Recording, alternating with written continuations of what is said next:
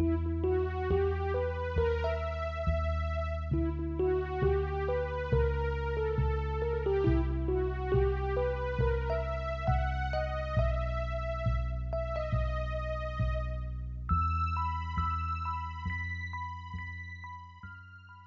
following is a fan-made chapter reading of the Pale web serial novel by J.C. McCrae. The original text can be found at palewebserial.wordpress.com. If you'd like to donate to the author, please go to patreon.com/wildbow. Thank you, and enjoy.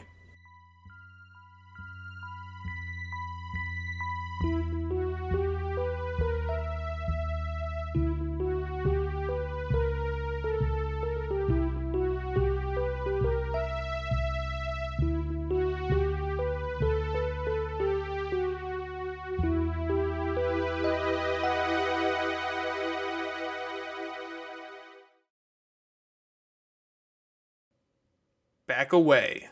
5.C. Interlude. Excuse me! Clementine stopped in her tracks on the path that led along the river. She turned to see a family approaching. Dad, Mom, and a daughter that was maybe 10, all fairly nicely, normally dressed. They'd come running up to her, and were a bit out of breath. The dad had brown hair, pale skin, and a wiry beard he'd tried to tame with wax. He wore a salmon-colored polo shirt, khaki shorts, and athletic sandals. The mom was short, overweight, maybe Italian, with gray shooting through very thick hair, with a zebra print shirt and red dress that didn't really suit her. The kid looked like a mix of the two, with a slim look closer to her dad's, black hair, a pink tee, jean shorts, and scrappy sandals. The kid was bent over, one hand on her knees, catching her breath. "Can I help you?" "Yes, sorry. My daughter lost something, and it's very valuable. I'm wondering, did you happen to find anything odd lying around?"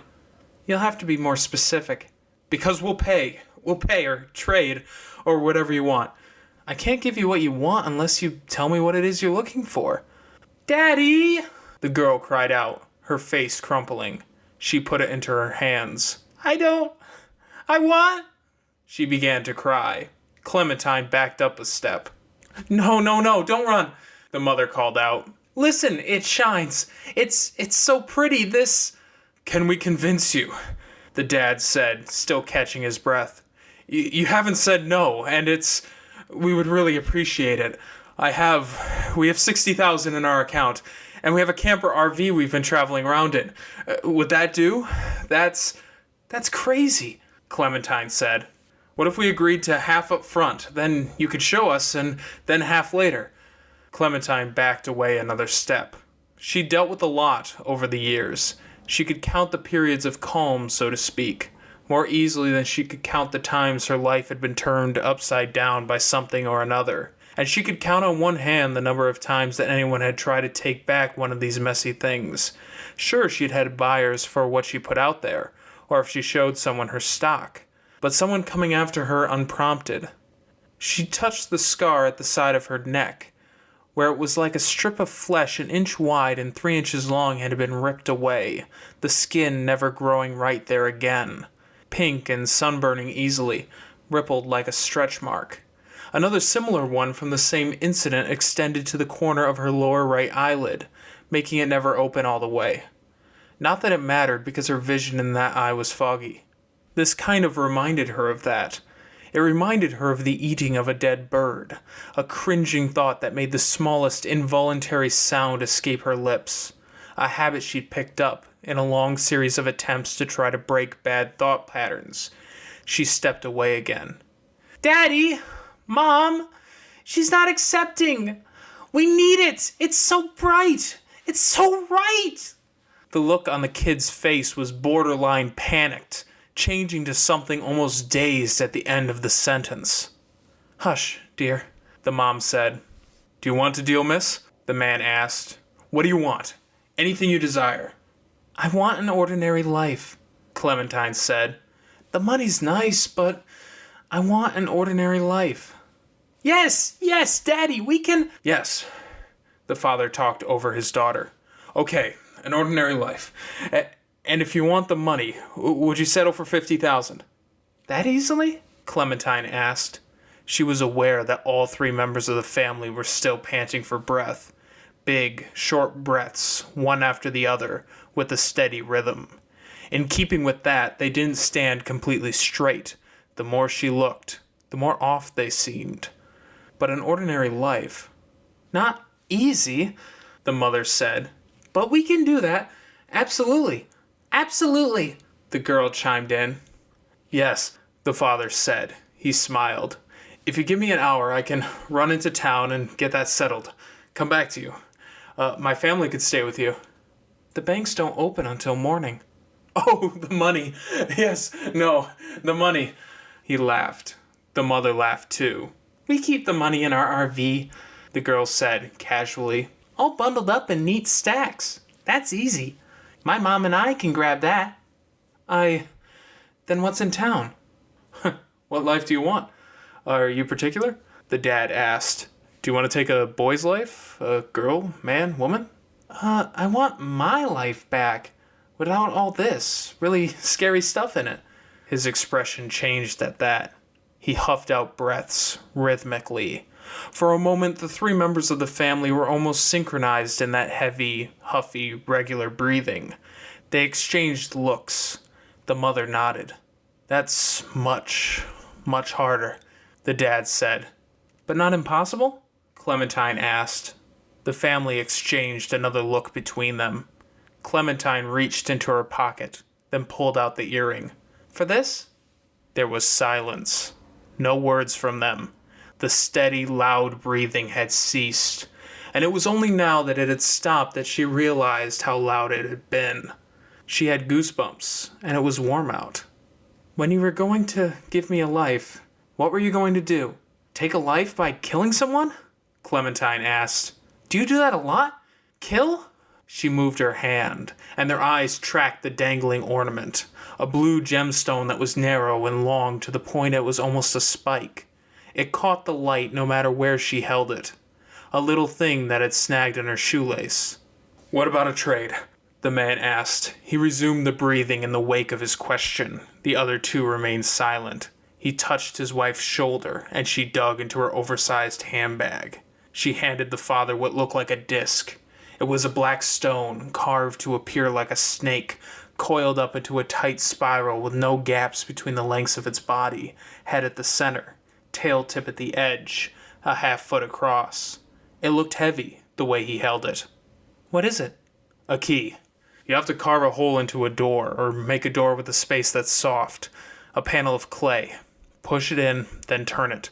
Then you'll walk through a darkness so long you might worry you'd never get out. Then at the end, you'll get an audience. With? It's better if I don't say. Clementine shook her head. She might be able to give you what you want. I'm not interested in a mite. And you didn't answer my question. Were you going to take a life by killing someone? Yes.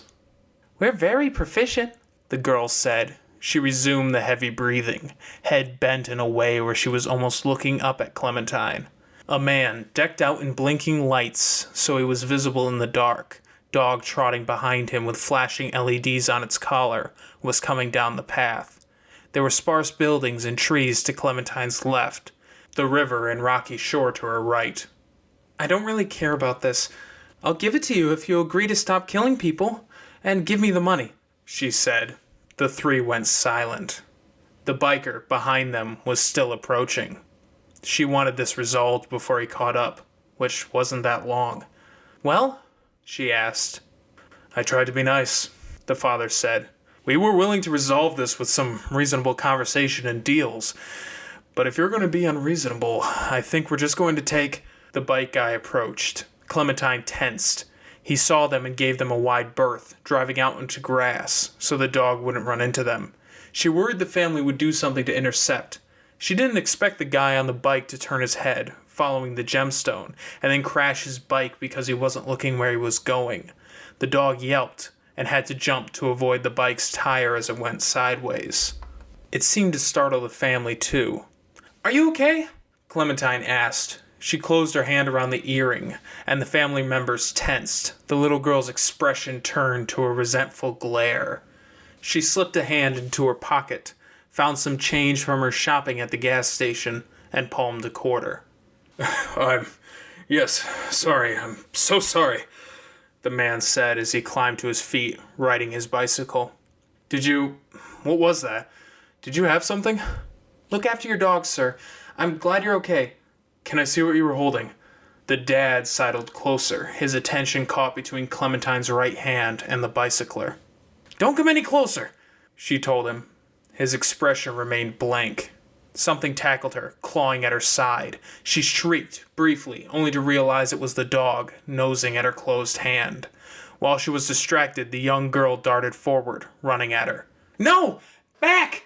Clem started, and before she was even done the sentence, she realized it was useless. She twisted, put both hands together, and then threw, full strength. The little girl managed to scream at the same time she chased, and her mom right behind her, down the slope, across the shore. Glinting in the minimal light, it sank into the river. Mother and daughter stopped at the water's edge. The dad had pulled away, making it partway down the slope. Clem ran, the shriek of the kid behind her. She looked back over one shoulder, and the guy on the bike and the dog were gone. The shriek stopped. The girl and her parents were halfway up the slope, slowly making their way uphill, expressions distorted. She looked back again, over the shoulder closest to them, to make sure they wouldn't catch up or pick up speed, and they barely moved the entire time she checked. She left them well behind. The watch. People kept appearing and disappearing around her, or getting stuck. Time was inconsistent. She stopped running as she reached the end of the trail, looking around for the RV family. She couldn't see them. This far down the river, the town was barely visible. The water caught moonlight and lapped against dark rocks. I need to find a way to deal with you, she told the watch, checking it. She unfolded her other hand and checked the jewel. She'd tossed the quarter, and in the dark it had been enough to trick them. She'd hoped they'd dive in, but they seemed afraid of the river, shallow and small as it was. Looking at the river, she could see glinting light, and remembered that she was trying to track down Daniel. That kind of light seemed like something he'd notice, and she found herself searching for the source. What was it reflecting? In the end, as insanely dangerous as it was, she pulled off her shoes and socks, then ventured across the shore. Rocks bit into the bottom of her feet without breaking the skin. It was silvery light, like moonlight but more, and even the moon wasn't quite that bright or clear. She waded in further, aware of the danger of what she was doing. Daniel! She called out. The rocks were wet and slimy beneath her feet, and she was walking on a slope. The slate rocks were hard-edged, and a fall would hurt if she wasn't dragged into a deceptive spot where the water poured over and cycled. From a point in the river she could see the source of light, a cave. She crossed the river, shoes in one hand, the earring and watch in the other. A head rose from the water, long, like a horse's, and it was roughly that size, but it looked like a dog more than a horse. It had pale eyes, and the long, shaggy hair was soaked, drifting on the water's surface. It seemed intent on her right hand. When its mouth opened, that dog idea was reaffirmed.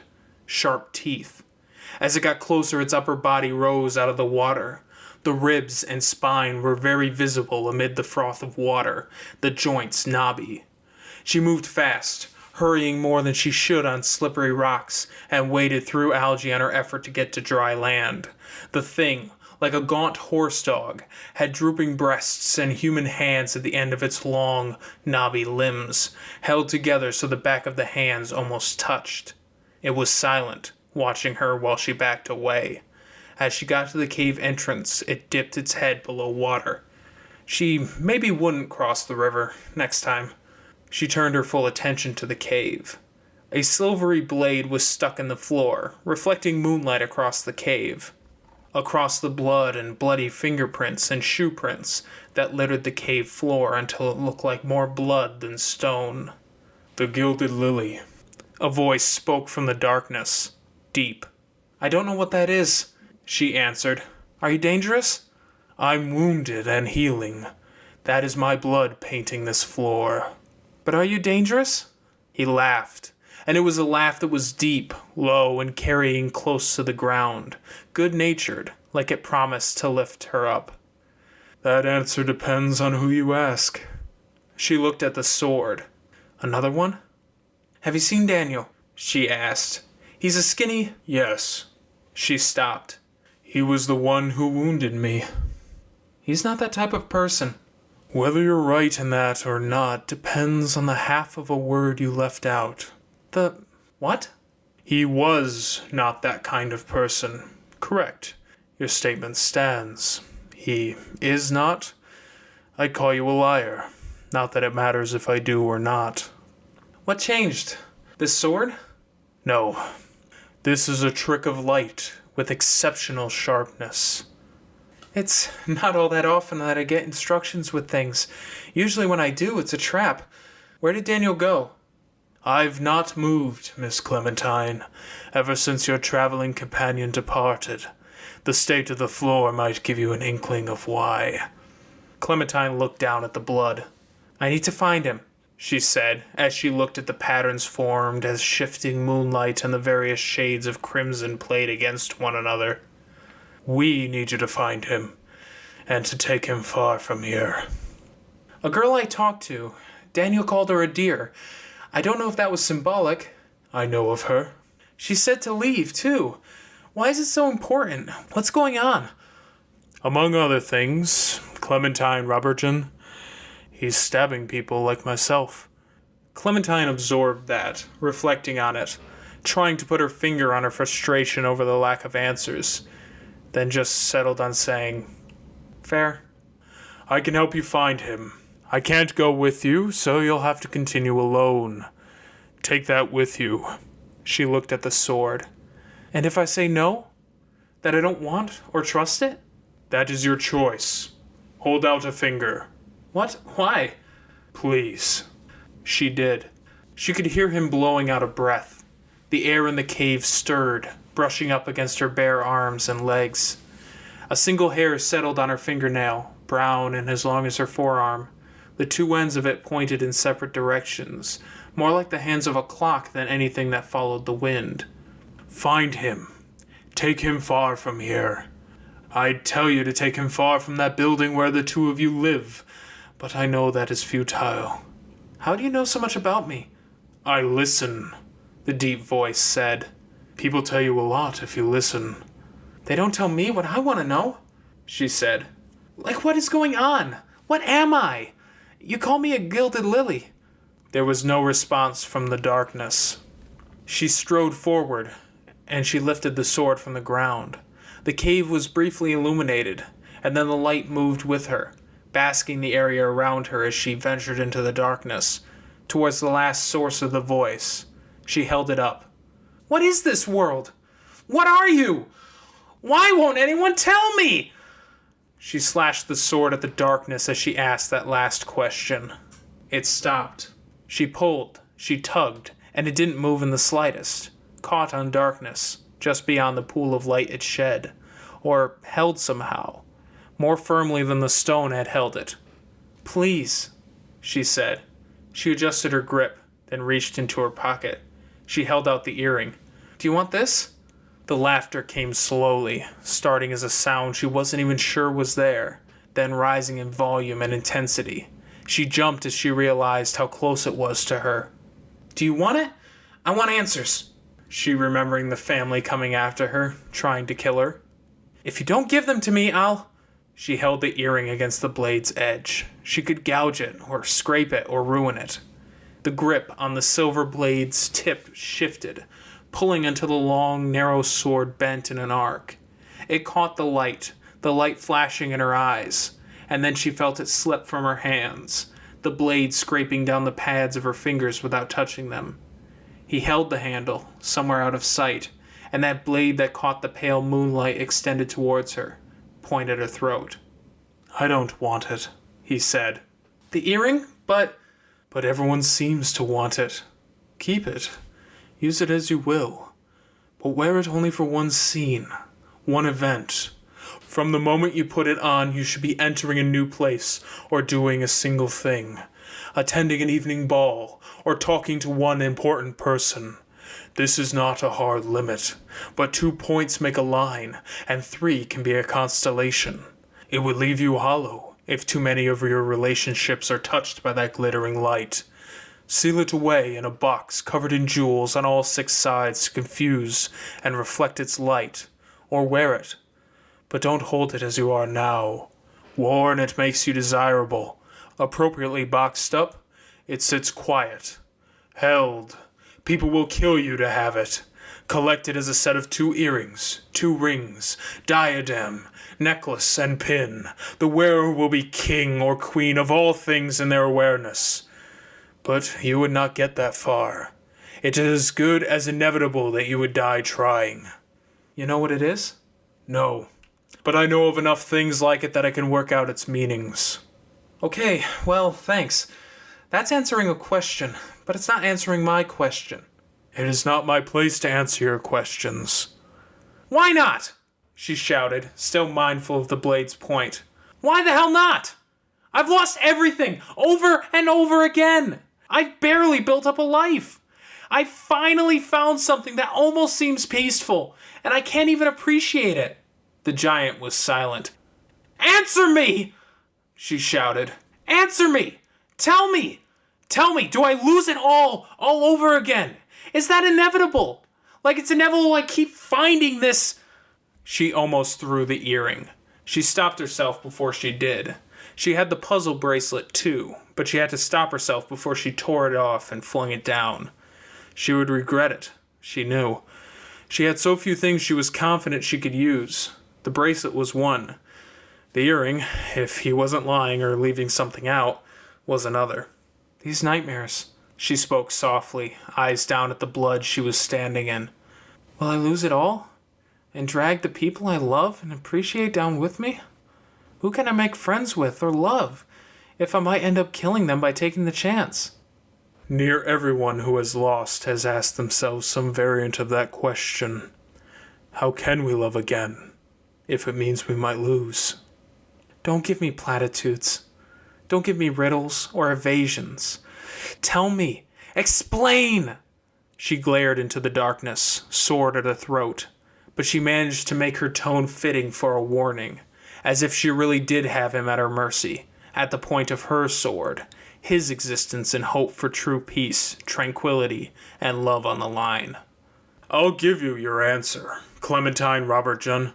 It is the answer you seek and the true reality you need to absorb and make part of yourself. But you'll find it unsatisfying. You'll resent me. But as part of my answer, I must set you on your way, and your feelings about me and my answer won't matter. If it's really the answer I seek, I don't see why I'll be angry. Unless you're secretly the reason I'm stuck like this. He adjusted his grip on the blade, and the moonlight fell directly in the cave, predominantly on one side of the blade, leaving the other side dark. He touched her hand, and the touch was so gentle that she didn't even jump with the surprise she felt. With a darkness-shrouded hand big enough to wrap around the both of her hands if she clasped them together, he collected one of her hands between pinky and ring finger, then after a second, pulling her hand to one side, collected her other hand between thumb and index finger. He reversed the sword without turning it around and laid the handle in her hands, which he held. When he closed her fingers, he held her ring and middle fingers away from the handle. The blade became like a faint shaft of moonlight. He moved his finger enough for her middle finger to come to rest against the handle, and it became brighter. He let the last finger touch, and it became a blade. She adjusted her hold on the blade and let it become various kinds of light, from the most diffused to something solid. Don't turn back around, he told her.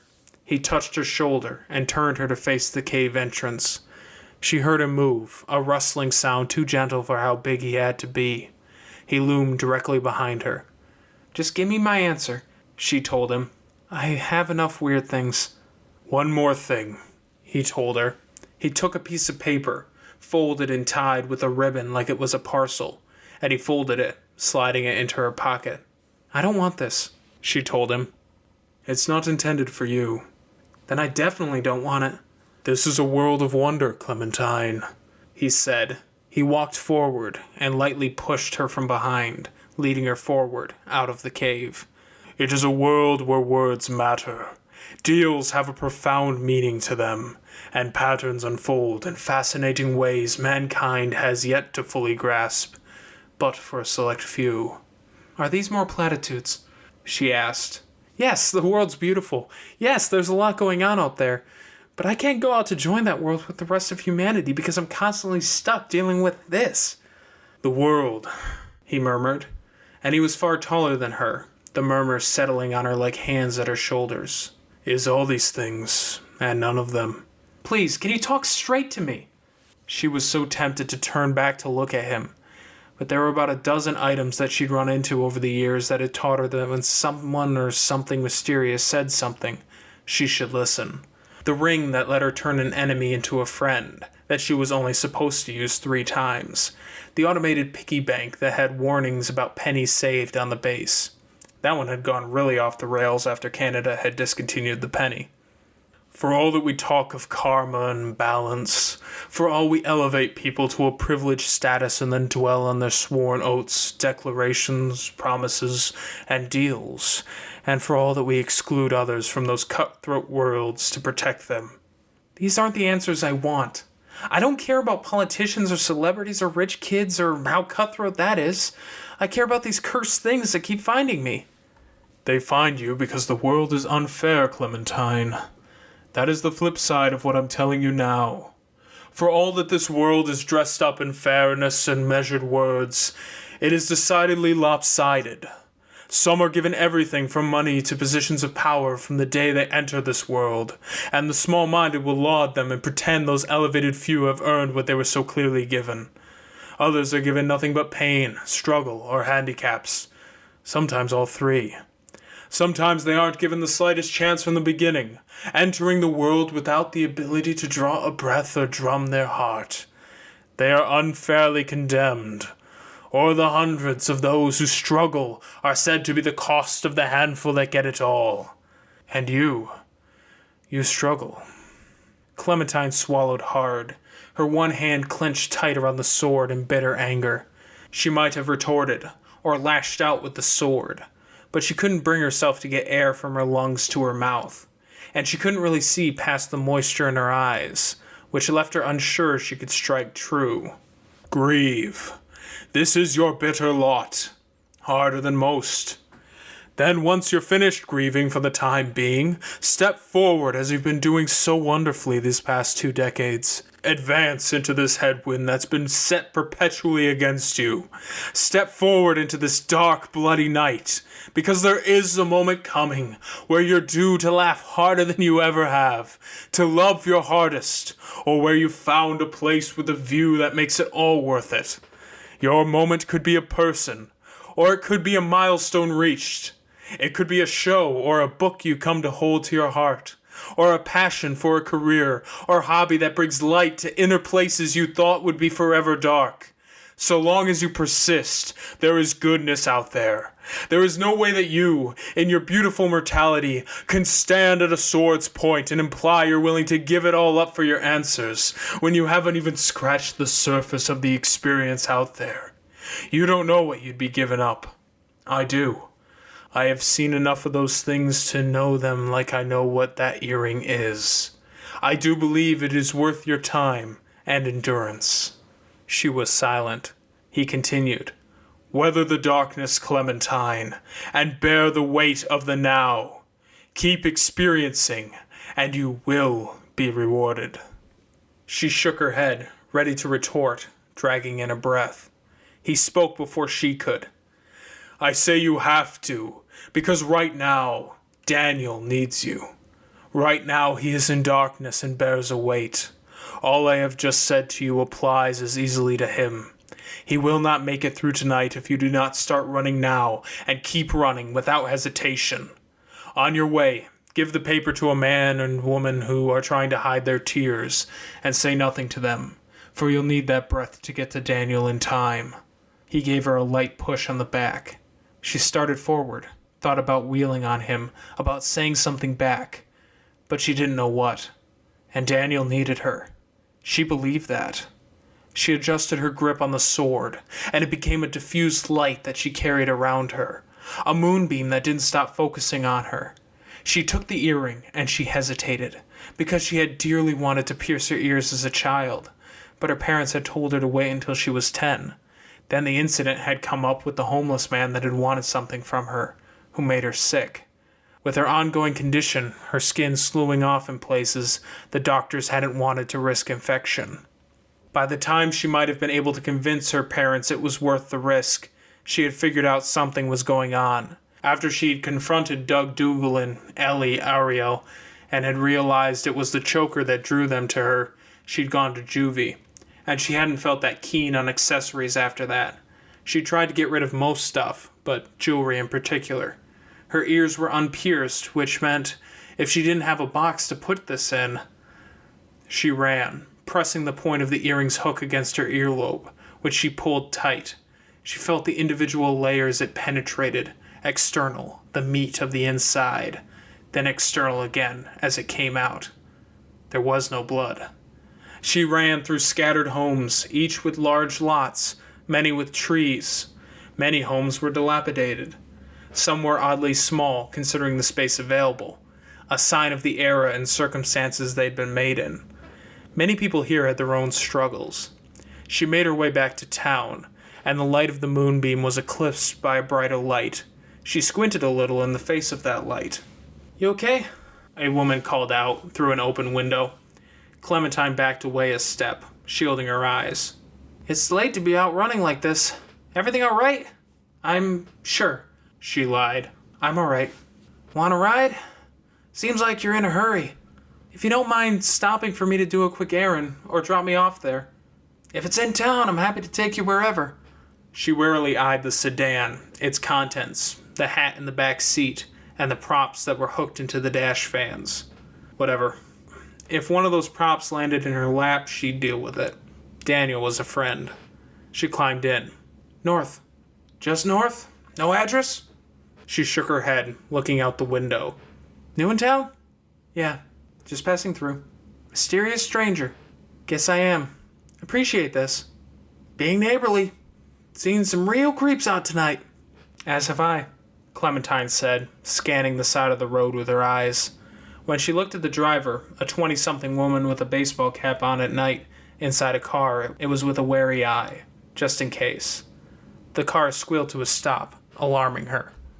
A very obese man, naked, with groin, nipples, ears, nose, and lips cut off, was running across the road with arms wiggling out to the side, his head lolling back, mouth open, laughing. With the mess, it had been hard to tell where the lack of lips ended and the gums started, but it was evident as he moved his head and mouth that he didn't have any teeth in his mouth. "Huh," the driver said. "What did you see?" Clementine asked. "Big guy. Looked like he was having fun," the driver reported. Clementine nodded. She ran into that a lot, like she got a clearer picture than some, but without getting the whole picture. The car resumed moving, then stopped abruptly. A teenage girl in a pink dress had run partway across the road, then stopped, dead in the headlights. Her eyes opened wide enough that the whites were clear above and below the irises, her mouth an rictus grin.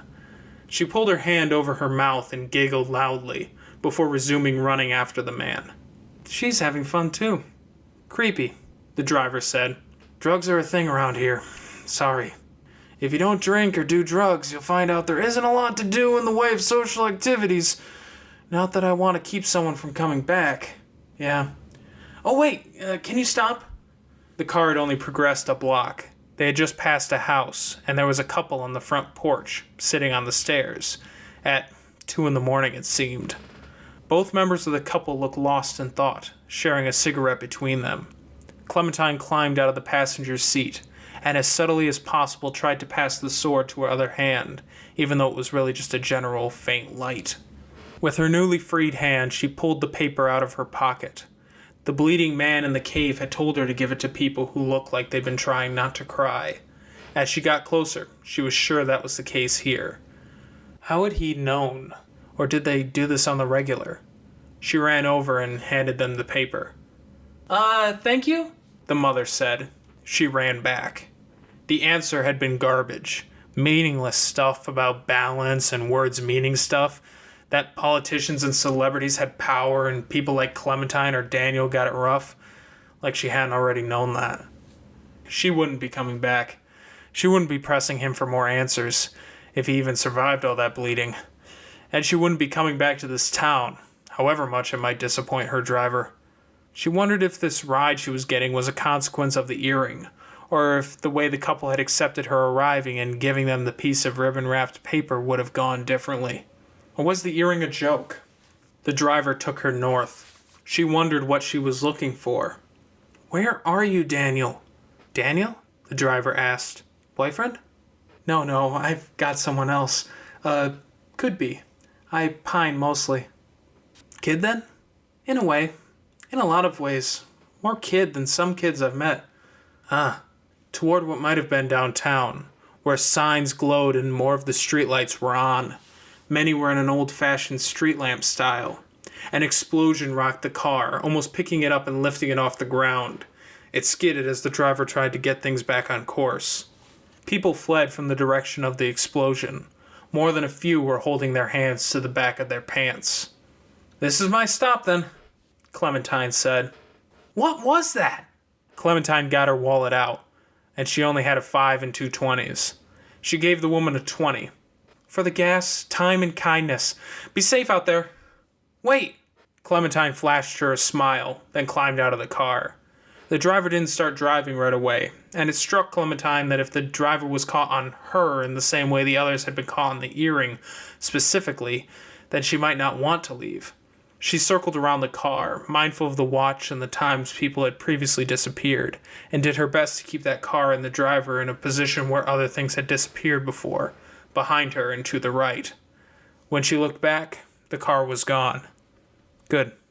She jogged forward, past the people who were running away, and she could hear the singing. Daniel walked backward towards the middle of the street, cars behind him, arms out to his sides, wearing clothes she hadn't seen before. He sang at the top of his lungs. She'd heard him sing.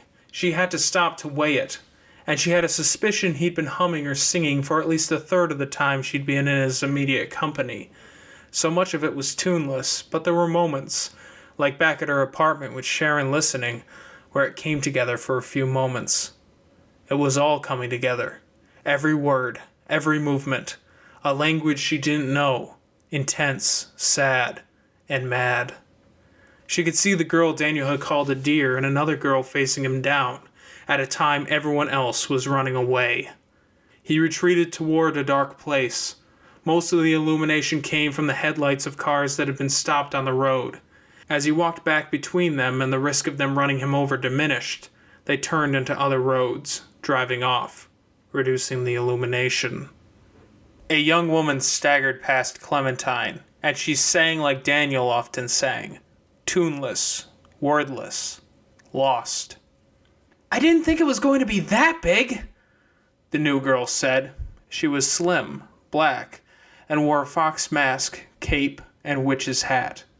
"Or have that side effect," the deer said. "How did you know the fuse would run out when he didn't have a sword at someone's throat?" "Sword?" Clementine looked. He didn't have a weapon. "I timed it. He likes to move his hands when he gets to the crescendo."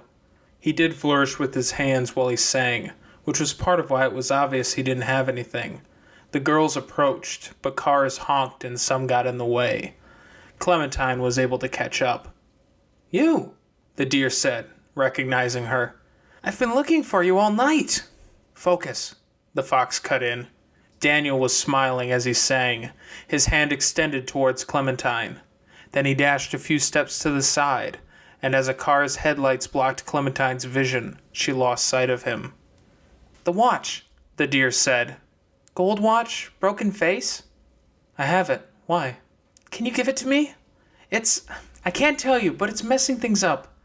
And he knows how to use that to his advantage." "I know," Clementine said. "I don't know how to fix it or stop it or turn it off." "Give it to me." Clementine hesitated, then did. If the man in the cave had been right, there was no time. The deer unfolded a piece of paper with a drawing of a circle and triangle on it, placed the watch in the center, then folded it back up. Do you have something weird that, I don't know, a lot of people are interested in? Especially creepy people? Clementine touched the earring. I only have the one piece of paper to put stuff away. But do you know how to turn that off? A bleeding man in a cave told me how. If I'm wearing it, it shouldn't be a problem. Wearing it makes people like me or something? Oh, the deer said, laughing lightly.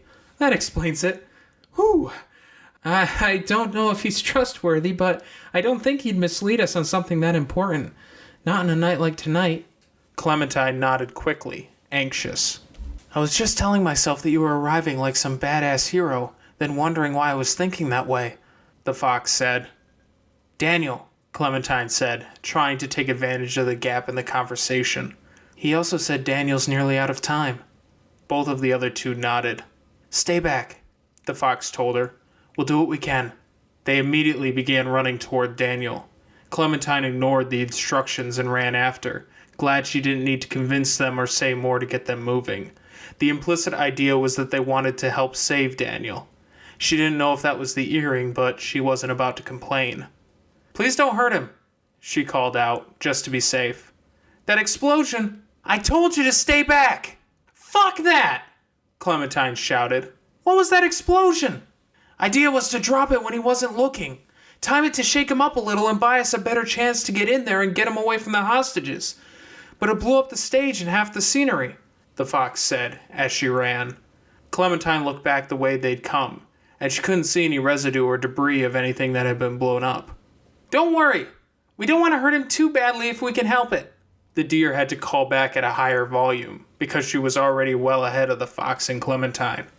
The downtown area had a district that had apparently been painted in shades of black, purple, and dark blue. It was maybe a remodel, but it was a creepy remodel with a heavy focus on design. There weren't just alleyways, but archways that fed into corridors between buildings. 2 buildings on opposite sides of the street were connected by a bridge that arched over the road. And the people. As Clementine noticed the people, she could see that this wasn't right. They were too beautiful. Too dressed up, too cold, somehow. It wasn't like people from a small town had dressed up for this. It was more like polished actors had all gotten together, with careful attention to every detail, with clothes picked out or designed by professional fashion designers. The place itself was more carefully decorated than movie sets.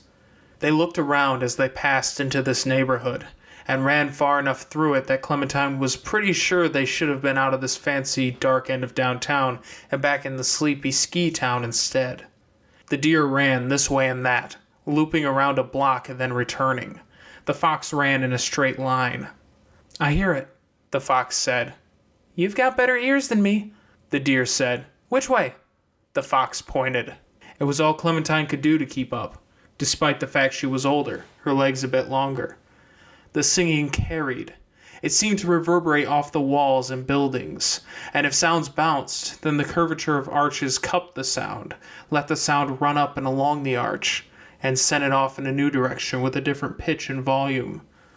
They rounded a corner and slowed. A building, a spire, stabbed skyward, and Clementine had no idea if it was 5 floors tall or 50. Because it was jet black, and it was made purely in the colors of the night sky. Balconies and ramps extended up the length of it, and those balconies and ramps were occupied. Where they had illumination, it was hard to tell those specks of light from the stars, in similar pale blues and dots of orange. Running down the center, almost invisible because they reflected the night sky, there were mirrors, curved and angled and warped, linked together into a chain like the double helix of DNA, or water from a narrow waterfall frozen in time, as the building's center mass or spine. People on the balconies danced and partied, writhed in slow motion and moved against and with one another in a way that made it seem like they were one person, not 2, or one many-armed body, not 10 people in close proximity. The dances were improvised and synchronized at the same time. I've got one more ass blaster, the fox said, but I don't think we can use it here. A what? Clementine asked. The fox held up a firework that was bigger around than her arm. Stink bomb? The deer asked. I've got it, but the first firework was over the top. What does the stink bomb do? Right, it might peel the wallpaper or make the buildings melt or something. If we bring the building down and he's in there, what happens? What is this? Clementine asked, looking around. Another dimension? Our dimension, dressed up, the deer said. By Daniel. How? It's like a dream or a nightmare, but it's so detailed. More detailed than real life. Try not to focus on it too much, the fox told her. He lived in a place like this for a long time, the deer said. He doesn't talk about it? I don't know. He says a lot, but he doesn't make sense a lot of the time. Ave, the fox interrupted. The deer fell silent. The ramps and balconies formed an almost labyrinthine ascent. A ramp became stairs, going around both sides of an arch, which passed through to a bridge that led to more stairs. They moved through a crowd of scarily beautiful people that only got denser as they progressed. And there, a man that wasn't so beautiful, by contrast, with a lean body and deep gouges from acne in his face, especially his nose, and a wiry ginger beard that traced only from the edges of his chin. He looked bewildered, dancing amid beautiful young women, one of them peeling off his short-sleeved flannel shirt, another combing fingers through his hair. Others touched him, lifting him up, until he was almost surfing the crowd, his back arched, lean chest thrust out. Where fingers pulled at his hair, it stayed where it was put. They stroked his beard and shaped it or removed it, touched his face. It was hard to tell whether they were applying makeup or caressing him, or both. But the gouges disappeared beneath that touch, making him into one of them, almost. Except even as they changed his skin and made it flawless, changed his hair and turned his beard into a wicked point at the chin, even as they dressed him in something that could have been silk and could have been leather, he managed to retain that faint edge of being rugged that made him stand out in this crowd. There was a child and a mother, and they were fighting so hard to maintain a hold on one another's hands. Their voices were drowned out by Daniel's singing, which throbbed through the building, formed its own choruses on the architecture in the town below, and were picked up by the crowd, who sang along. It wasn't like a normal crowd, where so many would sing a note before or sing below. All here played into the sound perfectly, like they knew their parts. Clementine pushed harder through the crowd. Hands brushed up against her arms, touched her hair, and fingernails scraped faintly against the fabric of her clothing, beckoning. She had to get to that kid before... The grip between mother and child broke. A crowd of 4 standing on the stairs threw the little girl up, cut off and away from the balcony. The child yelped and called out. People on the balcony above caught her, but they did it by the hair. Fingers in black hair.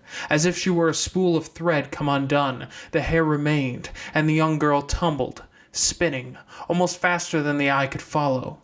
12, 24, 100 feet of hair streamed behind her, catching the wind and making her almost buoyant, floating. The deer lunged, reaching, and tried to catch her. Hands caught her instead, pulling her back. Other hands caught the child before she could hit the ground or a railing. Using the child's hair, some of the slender, beautiful people came down, holding white threads. White threads hooked on a button on her top, on her ear, on her fingers. As fast as she'd gone down, she was sent up again. The deer lunged again, reaching, and caught the girl's hand. A spider crawled out of the white threads and across the girl's face. She flinched and let go of the deer's hand. Going up! Careful! The deer stepped onto the railing, then leaped straight up, catching the side of an arch. She reached for the kid, but the kid was having trouble reaching back. There were more spiders, and they were winding more threads, which limited movement, creating a dress, elaborating on hair, braiding it. The kid screamed as she realized the extent of what was happening. At the same time, there were people, beautiful and indeterminate in age, who were running this way and that, winding the hair around the tower, decorating the railing. Clementine was separated from the fox as the building shifted and an archway became a stairway. She kept heading up, one eye on the kid, another, foggier eye kept out for the fox and deer, so long as she kept moving up. She looked at the mirrors. The building was more window than wall, and the windows allowed a peek in, at mirrors clearer than looking through a window without glass in it, clearer than any television could approach. Daniel, portrayed from various angles, at various magnifications, singing, addressing a crowd. The song was upbeat, intense, elevating everything. And slowly, surely, it became something darker. The little girl screamed, frantic. Her dress had been given legs like a spider, as long as she was tall, and she was terrified of those legs. She was terrified of the small spiders that drew out silk in patterns as elaborate as frost on a snowflake, decorating her ears, drawing out a chain from nose to ear. Clementine adjusted her grip on the sword, which she had nearly forgotten. She could cut that thread, grab the kid. The light from the swords shone across the balcony. The people who were dancing and singing went still. Eyes with narrow pupils fell on her. She switched from blade to intense light, and she shone that light on everything. People shielded their eyes, stopped moving, and stopped doing things. She kept it on the little girl, who had her tongue extended to its fullest length, pinched between two fingers in leather gloves, and held there by a woman suspended in the air by near invisible threads. The woman held a spider, and the kid's eyes were wide. The spider's legs drew together, spiraling, and became more of a pin, to pierce and become a piercing. Clementine shone the light on her, angling it to focus it more. Momentarily blinded, the woman lost her grip on the threads and spider both, falling until she was caught on the band of hair, 5 feet across and more luxurious than a shampoo commercial. People reached through to embrace her, pulling her into the crowd. The child shrieked as people above began to dance, hands and arms extended, winding the hair and spider silk threads up and pulling the child up towards them. The deer, holding on to thread, came down, swinging, and seized the child. Together they swung around behind a band of black hair. The thread she'd been holding kept going forward, but the deer and child were gone, saved somehow. Below, the mother was dressed in black silk, with silver-scaled snakes thinner than a finger weaving in amongst one another to braid together and become part of her dress, or to be jewelry or something else. Her attention was purely on Daniel's image in the mirrors and on reacting to the singing. As Clementine made her way up, using the sharp moonbeam to forge a way, the way up became more precarious. More of the partygoers were perched in precarious places, or hanging from threads and silk. The railing of the stairwell became the main concourse, a foot wide and branching, with people sitting, lying, and standing on various branches. The town was so far below them that she couldn't see the individual lights of the buildings. She adjusted her puzzle bracelet, turning a few cues and adjusting the dial, then pushed her way into the main building. The way things were constructed, every guest at this party or concert or whatever else it could be called were on the outside. The inside was like a clock tower, but with mirrors instead of gears, all angled to catch and reflect the image of Daniel on the rooftop, all designed to capture the sound. She went inside, and it was empty. Or apparently empty. The singing echoed around her. She tried to find her way, but the puzzle bracelet didn't shuffle this space. There was no way to recognize it, so she could make a fast way to the top. Someone on a lower floor or the top floor somehow? Or was it not a closed space? She, with regret, ducked out, back onto the ramps and concourses that led in a constant spiraling climb up the outside of this building, which was an unending spire of glass, obsidian, and mirrors, surrounded by its balconies and partygoers. The singing was a lament now. Dancing was slower, a writhing of hundreds if not 1,000 or more people that was so controlled it had to have taken years to learn. Men and women and people of ambiguous gender were dressed in almost universal black. Her eyes watered, and her breath came short, because they were that high up, and because the lament demanded it. She couldn't draw a firm line between the two ideas. She could see up past the spire where there was a cave ceiling, riddled with more stalactites than a beach had grains, and each one was carved, buildings pointing down. Clementine ducked past a woman with silver-framed holes in her body, like ear gauges but abdominal, in the arm and leg. A set of centipedes, decked out in jewelry, were woven through the bodily gauges. Out and up, until the pathways were so narrow it was closer to climbing a tree, getting to the point where she might soon start clutching at twigs instead of standing on branches. If it swayed, it was meant to fit the music. She reached the top, and she found herself standing on the edge of a petal of black rose, larger than the downtown area of the town had been. It was obsidian or some other glossy black stone, crafted so the petals were cupped to catch the best of Daniel's singing. Each petal had a guest, a person who somehow dwarfed the others from the way up. Each was posed like a pretty picture, each more emotive in their stillness than any member of the crowd had been in their movement. He sang to them, above all else. The deer was at the far side, opposite Clem. The fox was off to the right, and a small black bird spiraled around the building before settling, shaking off a cloak and standing straight. A girl in a cat mask and witch hat.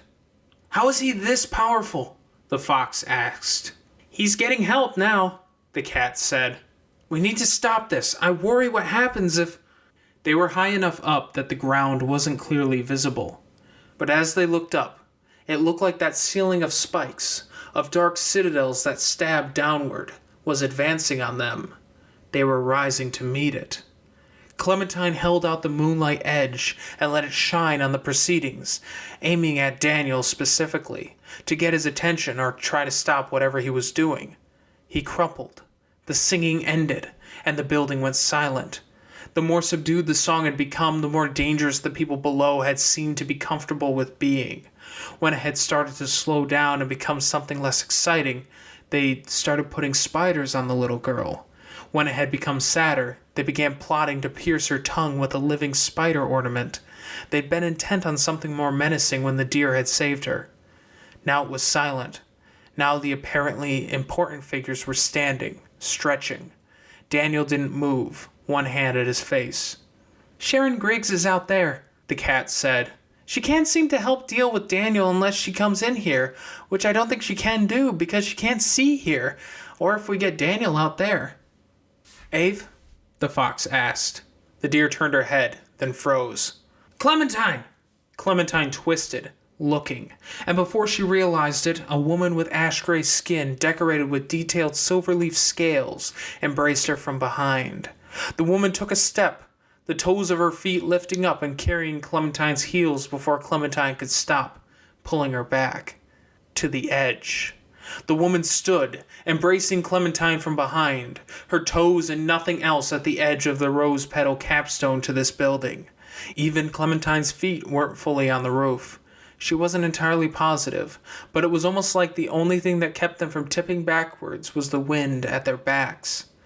Goosebumps stood out over every inch of Clementine's body, and she felt that roller coaster drop of her stomach that came with the swift falling descent, except it didn't stop, and it got worse by the second. Below was only darkness. Casually, like she wasn't standing above oblivion, the woman slid her hand inside Clementine's, and she took the sword from her hand. She tossed it off into the darkness. It turned end over end, becoming diffused light, sword, intense light, sword, dark, sword, intense light again. The flashes struck over and over again in Clementine's peripheral vision. The fox dove in, past people, past everything. Don't play his game!" the cat shouted. She looked at Clementine. "Why do you have to be here? That makes this way more complicated." How? How was her being here that complicated when they were in an impossible place, dealing with impossible things? Clementine stood on a precipice, wondering if she'd die if she spoke, if that puff of air from her lips would be what propelled her back into darkness. Fox and deer went for Daniel. The people in the way threw out lengths of what might have been rope, or drew out blades. The deer changed course. The fox charged in. The cat drew something from her pocket and produced a bright, blinding light. For a moment Clementine felt like she was actually falling, the light so intense it had pushed her back, or her swaying in the wake of it, a fatal mistake. The fox didn't seem to mind the light. She slipped by. The deer tackled the sword wielder, and the fox drew close to Daniel, a knife in each hand. "Don't hurt him," Clementine thought. She didn't hurt him. She went to put a knife to throat, and the knife clinked against something hard. Cracks spread and the mirror shattered. A reflection of him from another place, another part of this impossibly tall building, maybe. Clementine's eyes widened.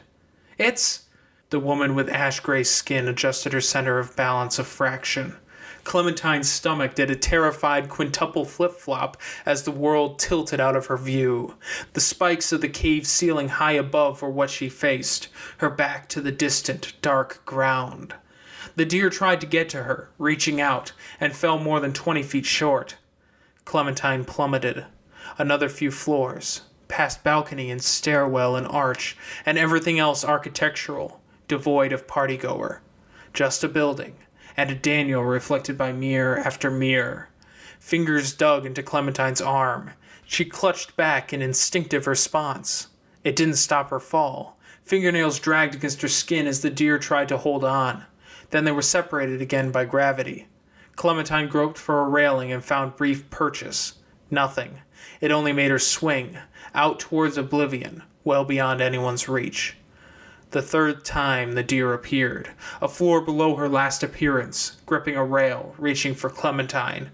A gap of 10 feet extended between their reaching hands. She'd inadvertently swung out too far from the building. There was a flap of wings, and the cat caught her. Feathers flew around the pair of them as they hurtled toward the building. The deer was there, but it was primarily an assist. Clementine caught a railing above a staircase, both hands seizing it, and the cat did too, one-handed. The other reaching hand struggled to become a hand, a wing, wreathed in black feathers. The feathers rolled and danced around the hand without solidifying, then began spreading down her arm to her chest. There was a figure down there, one of the ones from the top of the building. He had a hand extended at the cat, and a thin smile at his lips, until the deer caught up with him and hit him, booting him down the stairs. The cat, now possessed of two hands, found a stronghold, and they climbed down to the stairs. "You okay?" "I'm alive and pretty happy about it," Clementine said.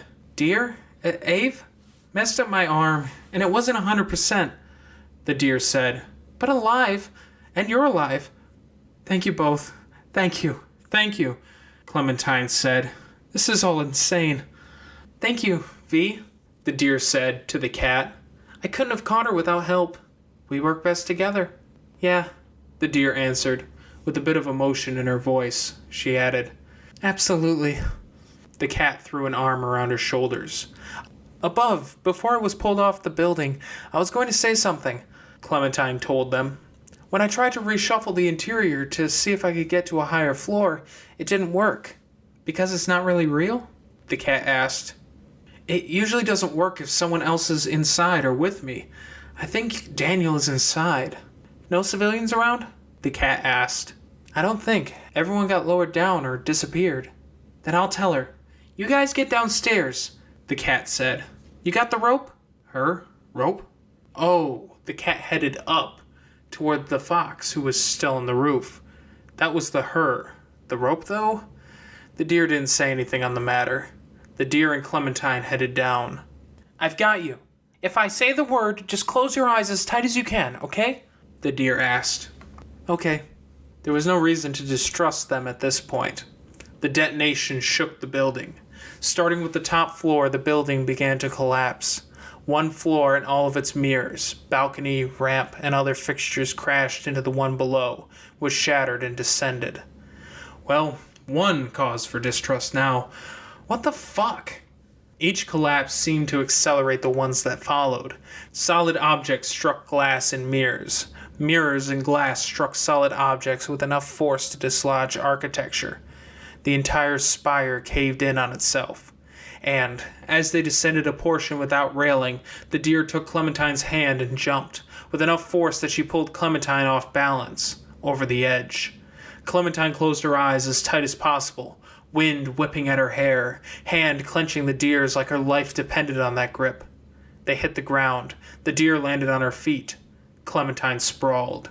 They were at the base of the building, and she could see that cascading, beautiful collapse. "This is all kinds of fake," the deer said, looking up. "A real sort of fake." "That only confuses me more," Clementine said. I know. Don't worry," The collapse stopped being so staggered, and it became something sweeping instead. A falling paintbrush painting a long, clean stroke as it went, but that stroke was shattering glass like stone and more glass. Shattered reflections. It hit the ground and splashed out, in too far small a volume. At the center of that splash, Daniel knelt, not singing any more. "Let's go home," Clementine said. He looked up, at the spire that was no more.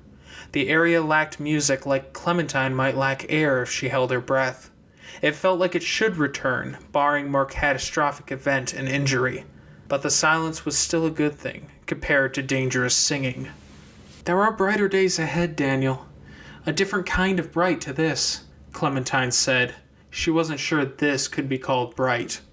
If it really was fake, it was artificially bright. Unhealthy bright. But mostly it was dark and shadow, and creepy constructions lit up without enough light sources. Images were falling away, cascading out now that the building had fallen. Building faces were shed and crashed to the ground like more sheets of glass, each individual shard breaking again on impact, only for those shards to break down further until they were like dust. The crowd, fake, crumbled away. Some of the victims did. Others huddled or stood there bewildered. A singular figure remained. A man with floor-length hair as straight as hair could be, jet black, and so perfect it could be mistaken for the obsidian of the spire's construction. He wore black silk that crisscrossed his body and layered, forming a dress at his legs. He didn't speak and barely moved. His hand turned, palm towards Daniel, and it lifted up. Daniel ducked his head down, reaching for that hand. "Daniel," Clementine said. He stopped, midway through drooping down to kneel. The posture had to be held to hold, but he didn't seem able to keep going, or to back off.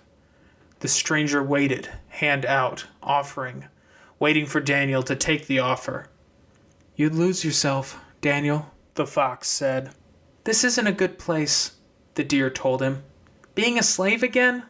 the cat said. "Screw that." He didn't move, but the stranger did, shaking his head. "Not a slave?" the fox asked. "What's the plan then? Free passage?" "No," the cat said. "Maybe, becoming one of them, or another step in that process?" Daniel looked up at the stranger. "Your sister will miss you," Clementine told him. The last of the images were falling away. It felt to Clem like there were sands in the hourglass. From Daniel's anxiety, it seemed like he sensed that too. Like if he waited too long, the stranger would leave with that last bit of fake landscape. "I'm a burden." "No," Clementine said. "I'm useless in your world. I'm a star in this one." "I don't think you give off happy vibes when you're here," Clementine said. "You run. You hide. This is amazing and bewildering, but it's also sad." "What does happiness matter?" he asked. "When I can matter." "Unhappy?" the cat asked. "What's to say I won't be unhappy out there?" "I don't know," Clementine jumped in. "I really don't, Daniel. Can you find moments of happiness in this place?" "It's not truly about that," he said, looking at the slender, long-haired man who still stood with hand outstretched. "So no," the fox said. "No, it's a dismal place, huh? Do you watch horror films for the exhilaration of it? Or a sad film where the dog dies?" he said. "This is like that, every moment, horror and grief, but more." "I love horror films," the fox told him, "but I wouldn't want to live in one." "You have a sister," the deer said. "If you're on the fence, maybe side with her?" "And me," Clementine said. "And Mrs. Preston, and Natalia, and Potato Face. We love your singing and company." Daniel smiled. "What do you say?" Clementine asked. "It's hard. Every moment of every day can be hard some days." "Yeah, I know." "I know you know, cherished Clementine. My heart regularly breaks for you. You must find your way to true love." "I'll try. I'd like your company while I'm trying." He went silent. The image was almost entirely crumbled. Maybe a minute left to decide. "If I wish to become a singer, a mundane celebrity in this world, If I had the talent and I had the dream and the passion and I wanted to go, putting the fantastical aside, would you stop me? Would you say I should lead a normal life and bag groceries to help my sister with her rent? Or worse, do nothing with my life except make hers more dreary? She loves you. She wouldn't want you to alleviate that burden, Clementine said. She'd hurt every single day if you went to live a celebrity life without her. His head hung. And I don't know whether it's right to decide on that alone. But if it was really between you and your dream, maybe. But this didn't feel like your dream. He looked up at her. I didn't see or hear anything you in there. It was like you were doing it for someone else, or for them. All of that. He'd straightened a bit to look up. He straightened a bit more. The scene dwindled and faded, turning that fantastical dark place into a drabby downtown street, the heat beating down on them even without the sun in the sky. The stranger went with that scene, and Daniel looked just a bit defeated as he went. Sharon's waiting, the cat said. To her friends, she said, we should remove our masks and stuff. Sharon's waiting, Clementine, Daniel said, animating a bit. What joy! What wonder! Whoopee! Hooray! This drabby, sad, frustrating world is welcoming me with our favorite person in existence, Sharon! My heart bursts! How ever could I have dreamed of that other life when Sharon is here? I've really missed sarcasm, the fox said. Hearing this really drives that home. You've missed it? Clementine asked. Never mind. But what? Never mind. Don't think about it. Clementine committed to taking a good long while to think about it and make sense of it when she didn't have her heart going a mile a minute as a residual effect of what she just experienced. Sharon! Daniel exclaimed. Where are you? I must hug you. I came back to this world from a place of true wonder for you, and you alone. She has a head wound, the cat called out. She removed her mask. She was so young, and she looked so tired, her rather dense, layered bangs plastered to her forehead by sweat. Be gentle. Who gave her that head wound? The fox asked. Clementine sighed. There was something about this resolution that helped a great deal, but her heart was heavy. It was as though she had come closer to understanding, only to have it stolen from her. She took a moment for herself, breathing again, removing the earring, and the deer remained close, as if guarding her. They wanted her and Daniel and Sharon gone. She knew that much. Thank you, the deer said, a young girl with freckles and strawberry blonde hair, for the help with Daniel. I'm sorry for the trouble. I don't think you could help it. You were set up a bit. Clementine shrugged, uncomfortable. Where's your younger friend? The blondish girl with circles under her eyes. Babysitting, kind of. They walked together in the direction Daniel, the cat, and the fox had gone. She spotted the girl who was apparently babysitting. But who was she babysitting? The middle-aged man or the girl? Marie? She's gone, the fox said. To the cat, she said, she was really hurt. My doing, Daniel said, sad. Pass her my apologies, even if it was her kind that did this. Will she be okay? The deer asked. Charles says yes, the cat said. Charles, then, was the middle-aged man? Clementine looked over, and then she paused. The man, balding, with a scraggly beard, was standing off to the side. Besides him was a girl, crimped hair down to the small of her back. She had her leg in a plastic boot, and a bit of paper with red ribbon still tied to a part of it in her hand. She looked at Clementine, and Clementine looked back, and there was a moment where they mutually realized they were both looking for one another. They gathered. I was told to give your parents that, Clementine said. I was told to come here, the girl said, holding up the paper. And I can guess why, the middle-aged man said. He had a rough voice and made a rougher impression, like he was a bit unpleasant to be around, in a way she couldn't pin down. Was he a creep? The girl with crimped hair seemed to be uncomfortable enough for that to be the case, but she asked, Why? You, Melissa, he told the girl. You stand at the beginning. You want to be where she is. He indicated Clementine. Nobody should want to be where I am, Clementine said. That's the point, isn't it? He asked, his voice rougher, his tone biting, like he was calling her stupid. And you, Clementine, you want the answers? Please. Then take a long, close look. The answers don't give you better. If anything, it's all worse. You know what's about to happen to you, and you're caught up in it. I had the answers. I paid the price. I would give anything, not that I have much, but I would give anything to be where she stands again. He pointed at Melissa, who cringed away from the finger. And to walk away, he said. I want to know so I can walk away, Clementine said. Too bad, he growled at her. She backed away a step, paced another 2 steps, then stopped, frustrated. What about them? She asked, pointing at the cat, deer, and fox. They have each other, for better or worse. They float together, they sink together. Time will tell. Incoming, Melissa said. The cat approached. I talked to your landlord, Clementine, the cat said. Oh, you guys mentioned the setup. You think that was him?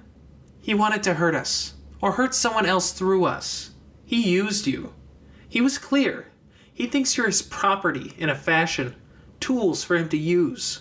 It can feel that way. It is that way. To him, I'm pretty sure. He talked about a trap. I can't get into details, but he makes it hard for you to leave. Low rent, next to no utility, resources. More than that, the cat said. He makes it hard to leave in the same way you find things. Clementine digested that. If we can interrupt that, the cat said, trailing off. Can we convince you not to go back to that apartment? Or back to him? I talked to Sharon about it, but she was stubborn. Daniel will go to where his sister is, I'm guessing, and I'm betting she'll have reasons she doesn't want to leave. They moved a lot before. Most landlords couldn't handle them as tenants. Daniel's sister said a lot of people like him end up in mental hospitals or long-term care for most of their lives, and she'd self-destruct without him. What's going on with that? Melissa asked. Wrong question, Charles rasped. Melissa cringed a bit. Look at her. Look at the scars and how tired she is. She stands transfixed between these worlds, and she's seen enough to know she wants out. Clem didn't feel great about the scars being pointed out, but she did stand in a way that let this Melissa kid see. Clementine, the cat said. Charles and I were talking for a bit before I caught up with the others. We're offering a deal. Clementine shrugged. What? Walk away from Bristow in the apartment building. Have your stuff sent to you. Leave. And we'll give you what you want. It doesn't make things better, and I doubt there's a fix, Charles said. But I can explain it to you. I'll answer your questions, and I'll pay for answering them. Clementine dwelt on it. She'd fought against this for so long, and now she stood on the opposite end of that fight. Fighting against what might be someone else's whole thing. Keeping people. Strange people like Figueroa, who seemed to get ahead in life the more he was an asshole. She looked over at Daniel. She thought about Mrs. Preston and Arlene. Can I put a pin in that deal? She asked. I have things to sort out, people to look after, familiar faces I'm not willing to say goodbye to. Really? The cat asked. I've lost so many people, it's a harder ask than you're making it out to be. If I know he's being manipulative, then I need to protect other people from him, from within. And I know I'm playing into that thing you're saying he does. It's good for you, Charles told her. Walking away, not taking those answers. It's good you're doing that. Bad for us, the cat said. It'd be nice to knock him down a peg, especially after everything here tonight. That we might never recover from. Not that we want to guilt you, the deer said. We don't, the cat cut in. Not unanimously, but I would love to layer on that guilt, nice and thick. The fox elbowed her. Sorry, Clementine told them. Is there anything I can do? Take Melissa home? The deer asked. The young girl with circles under her eyes dragged Melissa away. Melissa used crutches and walked awkwardly with the plastic boot. We'll talk to you another time, if we can, the deer called out. Melissa gave her the finger. Magic items, the cat said. You have the watch. I do, the deer said. take it. I don't know what to do with it. Only other things. I've got my puzzle bracelet, but I need that. We know, the fox said, arms folded. There's the sword, but that was taken from me, at the tower top, thrown into darkness. Maybe it's still out there somewhere? No, Charles said. Not in Connect. Okay, she said. There's this earring, but I'm pretty attached to it. I need to figure out a place to keep it, but having the option of making life easier when it can be so hard, it's hard to convince myself to give that up. Keep it, the fox said. The cat made a noise of protest. And that doesn't leave much. There are things back at my place, but I've sold most things that weird people are interested in buying. There's the cube, but I don't know where that went. The cube? The cat said. She shrugged. I don't even know what it does. A bundle of red fur and meat in trash bags, lashed together with twine or rope or something.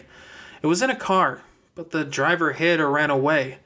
Some teenagers had it. Last I saw, older teens, 16, 17, 18, 3 of them. Are you sure they were teenagers? The fox asked. I see a lot of weirdos, or monsters that look human, maybe. I don't think they were. They were just kids. Fucking Christ! Charles almost spat the words. Just about everyone from Connect seemed stunned, or silent, or worried. Where did you have it? I didn't have it, but I saw it. I've been running around so much I barely know where we are, especially the trip to that weird place. But if you showed me a map or asked Sharon, we could mark the spot. Why did the teenagers have it? You didn't take it? The fox challenged her. I didn't. I avoid stuff. I've already dealt with a bunch of things in the last day. It didn't look convenient to transport. I gave it a pass. She saw the 3 girls wince. Charles scowled. Why? Clementine asked. This has been a fan-made chapter reading of the web serial Pale by J.C. McCrae. Read by me, Stephen. The original text can be found at palewebserial.wordpress.com. If you'd like to donate to the author, please go to patreon.com/wildbow. Thank you.